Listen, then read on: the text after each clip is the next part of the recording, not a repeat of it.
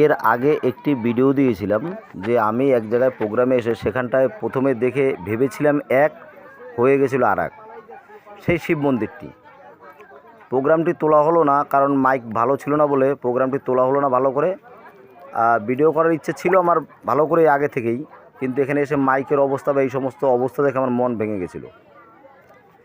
যাই হোক, আমরা এই যে আমার সাথে খোল বাজিয়েছে, এই যেখানটা লোকগুলো বসে আছে এইখানটাই আসর, মানে এই অবস্থায় আসর, সেই অবস্থায় আসর করে আমরা ওই আসরের মধ্যেই বসে আছি আপাতত। সবাই বসারও কিন্তু তেমন একটা জায়গা নেই। তবে বসে বসে একটা জিনিস অনুভব করছে যে গ্রামের লোকজন যেভাবে রান্নাবান্না করছে এবং গ্রামের ছেলে মেয়েগুলো যেভাবে খাটাখাটনি করছে এবং গ্রামের সবার যেরকম একটা উৎসাহটা দেখে আমার খুব ভালো লেগেছে। তা ওই জন্যই আমি ঠিক করলাম যে এই ভিডিওটা নিয়ে যাচ্ছি, কিন্তু এর পরের যে ভিডিওটা সেইটা তো দিতে হবে।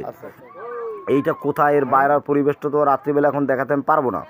ওই জন্য পরের দিন কিন্তু বাইরের পরিবেশটা পরের দিন তুলেছিলাম এবং পরের দিনের অন্নক্ষেত্রটাও পরের দিন তুলেছিলাম, সেটা আমি যোগ করে দিয়ে দেবো, আমার কাছে আছে। এই জায়গার অন্নক্ষেত্রটাও দিয়ে দেবো। আর এখানে রাত্রিবেলা করেছিল খিচুড়ি। এই দেখুন, এই যে রাত্রিবেলা আমি একবার দেখলাম যে বাবাজিকে একবার দেখলাম, ওই যে ভদ্রলোক বসে উনি হচ্ছে এই মন্দির রক্ষক, এবং ওই যে হরগৌরী এরা হচ্ছে এই বাড়ির মালিক। তা বাড়ির মালিকের রাত্রিবেলা ঘর ফাটা তো দেখেছি, যে নিজের ঘর সারতে পারে না, লোকের ঘর কী করে সারবে বলেছিলাম। ঠিকই, বাবা ভোলানাথ নিজেরই ঘর ঠিকঠাক, যে এমন একটা ভক্ত, তাকে তো বাবা ভোলানাথের অন্তপক্ষে একটা আশ্রম করে দেওয়ার মতন একটু পুঁজি দেওয়া উচিত ছিল, তা কিন্তু বাবা ভোলানাথ দেয়নি।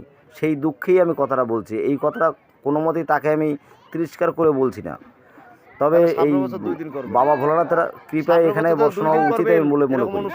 রাত্রিবেলা খাইয়েছিল আমাদের এই যে আপনাদের এই কমিটিটা আমার খিচুড়ি, ভালো লেগেছে। কিন্তু সেই খিচুড়ি আমি তো খেতে, আমার রাত্রিবেলা খিচুড়ি খেতে পারি না বলে আমি খাওয়া দাওয়া করিনি।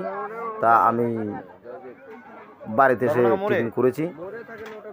কী খেলাম বাড়িতে সেটাও আমি দেখাচ্ছি এরপরেই, দেখতে পাবেন। শুধু দেখুন যে লোকজন গান বাজনা শেষ হওয়ার পরেও সবাই কীভাবে একটা হট্টগোল, মানে বাড়ি যেন যেতে ইচ্ছে করে না, তাদের মনে হয় যেন এখানেই থাকে। এই হচ্ছে আমাদের দল মালিক, আর এই হচ্ছে কীর্তনিয়া দিদিভাই, যে যার কীর্তন হয়েছে এখানে পরিবেশন।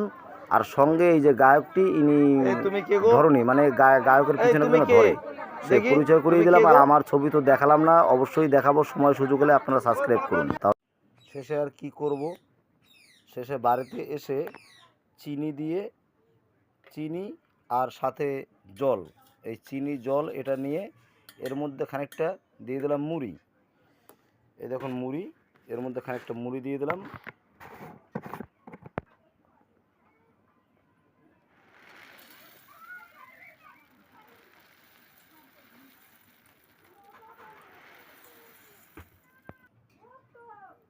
এবার চামচ দিয়ে লাড়াচাড়া করে, এটা কি এই দেখুন মুড়ির মধ্যে বালি, এই দেখুন বালি, এই মুড়িটা কিন্তু বালি থাকে জানেন তো। দিয়ে এই মুড়ির মধ্যে বালি, এই সব মুড়ি খেয়ে তারপর শুয়ে পড়লাম, কারণ আমার খিদেও পেয়েছিল অনেক বেশি। আমি রাতে ভাত খাই না বেশি একটা, মুড়ি বা রুটি এগুলোই খাই, সেই জন্য চিনি দিয়ে মুড়ি দিয়ে খেয়ে আস্তে করে শুয়ে পড়লাম বিছানায়। তারপরের ঘটনা আবার পরে জানাবো, সাথে থাকুন, দেখতে পাবেন।